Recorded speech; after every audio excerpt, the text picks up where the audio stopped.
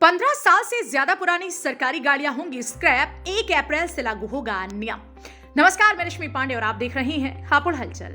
Circular economy और बढ़ते प्रदूषण को कम करने के लिए भारत सरकार के सड़क परिवहन और राजमार्ग मंत्रालय ने मोटर व्हीकल एक्ट में संशोधन करने का फैसला किया। इसके तहत अब 15 साल से अधिक पुरानी हो चुकी सभी सरकारी गाड़ियों का रजिस्ट्रेशन कैंसिल हो जाएगा।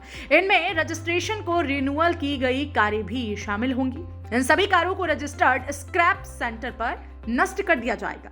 इस नए नियम के लागू होने के बाद 15 साल से पुराने हो चुके केंद्र सरकार के वाहन, सभी राज्य और केंद्र शासित प्रदेशों सरकार के वाहन, निगमों के वाहन, पीएसयू, राज्य परिवहन के वाहन, पीएसयू और सरकारी सहायता प्राप्त संस्थानों के वाहनों को स्क्रैप कर दिया जाएगा। इन गाड़ियों में किसी भी सेना का कोई भी वाहन शामिल नहीं होगा। यह नया नियम 1 अप्रैल 2023 से प्रभावी होगा।